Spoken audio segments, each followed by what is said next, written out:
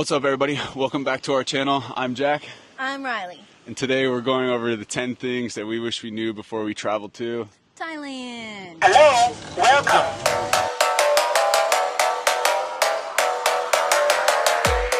Let's get into it. Tip number 1. First and foremost, visas are confusing. So if you are a United States citizen, you do get a 60-day on-arrival tourist visa with the option to extend for an additional 30 days. So you can spend 90 days in Thailand without having to get a visa if you are a United States citizen. But before you come, just make sure you do your research, because depending on why you're coming to Thailand, there's a bunch of different visas that you can get. There's the tourist visa if you're just looking to travel for a short period of time. There's a digital nomad visa. And then there's also, if you're retiring, there's different kinds of visas. So just make sure you do your research on your visa before you come. Tip number 2, travel insurance. Believe me, this is a good tip for us to give you guys, because we've had our share of things go wrong. And believe me, things will go wrong when you travel. So it's better to have it and not need it than to need it and not have it. So make sure you look into getting some travel insurance. We use SafetyWing. SafetyWing is great. I've been hospitalized more times than I can count on one hand since we've been traveling for 3.5 months. So definitely, if you do plan on going to travel for even a month, I would look into getting SafetyWing. We'll leave the link down below. They're amazing, super easy to do a claim and get refunded, and just to be covered, just for that extra peace of mind. You never know what could happen, and it's just better, just like Jack said, to need it or no. To have it and not need it, rather than need it and not have it. So definitely get SafetyWing, link in the description below. Tip number 3. This one we had to learn the hard way. So if you do come to Thailand and plan on renting or purchasing a motorbike for you to drive, you need a motorcycle license, not just an international driver's license. An international driver's license is not enough. You need to also take a course on driving a motorbike, because if you do get pulled over by the police, you will be fined. It's not that big of a deal. We got fined. Jack actually ran away from the police, so we got fined a little bit extra. But make sure you have that license before you come. It just saves you so much time and hassle and worry about driving a motorbike. Yeah, and the roads are just like wild to begin with, so that course that they do is probably very beneficial, because it is pretty scary driving around on these roads. You get used to it and everything. I've gotten used to it, having Riley as a passenger princess and everything, because I've been driving around. But they are very, very wild. If you don't have your license for whatever reason, I wouldn't let that ruin your trip. If you do get pulled over, like Riley said, they just charge you about 2,000 baht, which equals about 50 USD, and then send you on your way. Hold on, it's 1,000. If you run, then it's 2,000. But just make sure you're nice and you're cool with them, and just say you're sorry for not having the right documentation and stuff, and they'll just charge you a little bit of money, and then you'll be on your way. So, but if you want to plan ahead, get that motorbike license. They get that international motorbike license. It's really going to help you guys out. Much needed. Learn from our mistakes. Tip number 4 is going to be to look at your accommodation before you actually pay for it. Okay, so our recommendation, our tip for you guys is going to be to book 1 or 2 nights in the city that you're thinking about going to. And as long as it's not super high season like November or December, you're always going to be able to find a place to stay. So book 1 or 2 nights, check it out. If it is nice, then you can ask about booking it for a longer term stay, 2-3 weeks, however long you're staying. But if it's not, it'll give you enough time to where you can walk around. There's tons of places that's just like room to rent, and there's some places that are very nice, and it's not just like the ones left behind. So you can search around, ask to tour one. If you like that one, then you can negotiate for a longer term stay, because we've done that a couple times, to where we booked a place for a whole month and paid for it, and we had to stay there, and we were a little disappointed with the fact that we had to be there for the whole month. And then we've also done it the other way around, where we looked at it beforehand, made sure it was okay, looked around if we needed to, and then decided on a place. So always check the place out before you book, huh? Yeah, and if you're a woman, you definitely want to see that bathroom, because photos on the internet are misleading, to say the least. You never know when they took that picture. It might look nice on the internet, then you get there and it's like, oh wait, there's mold in here, and it's not the best.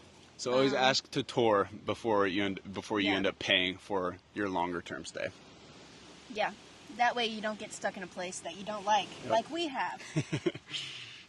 Tip number 5 is learning a bit of the local language. A little bit goes a long way. It just shows your respect to the locals, and it helps with your experience here. You just get to meet more people, you can connect better, and they like you better whenever you know a little bit of the language. Chunrakun.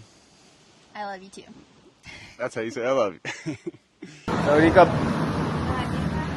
Chicken still need a couple minutes? 20 minutes. Yeah. 20 minutes. Okay. Captain Pass. Like, Guy? Cày. Guy? Cày. Guy Young? Cày nông. Guy Nong. Nông cày. Guy knock. Nông cày. Yeah. Guy.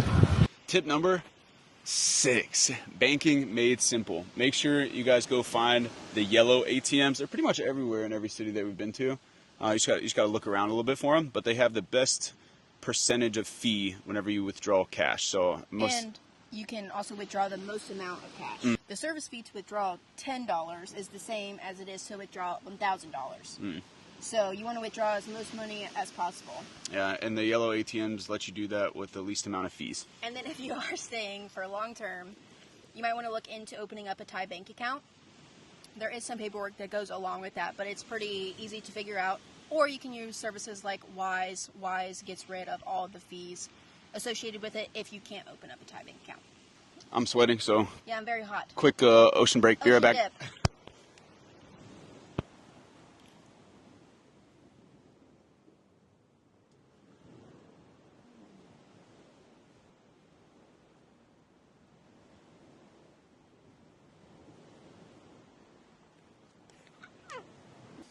We're back.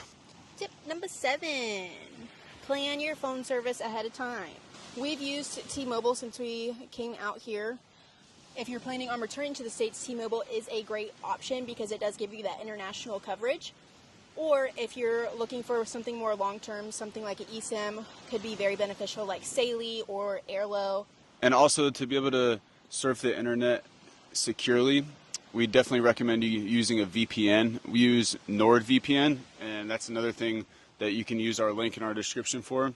We're only going to recommend stuff that we use for you guys, so NordVPN, you can use our link to make sure that you're using the internet safely while you're traveling abroad.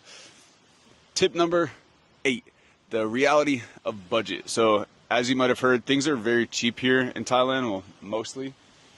But just to give you a basic idea, we spend about 1,500 to 2,000 USD per month as a couple for everything.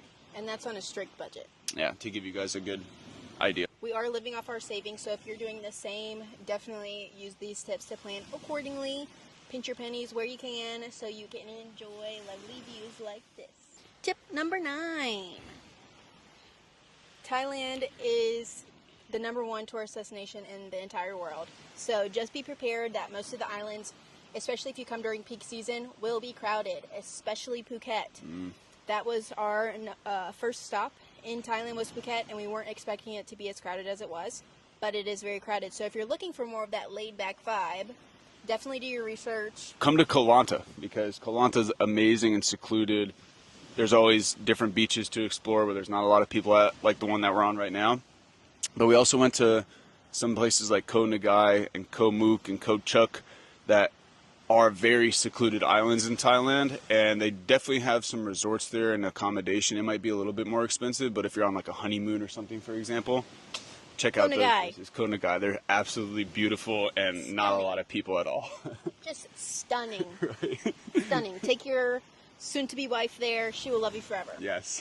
And finally, tip number 10. The little things can actually add up. So, for example, we did not expect laundry and water to be as much of a bill as it is, because every time we do laundry, it's about I like $10. like $10 every time you do laundry. So if you do that multiple times per week, it's $20 a week. $5 to $10.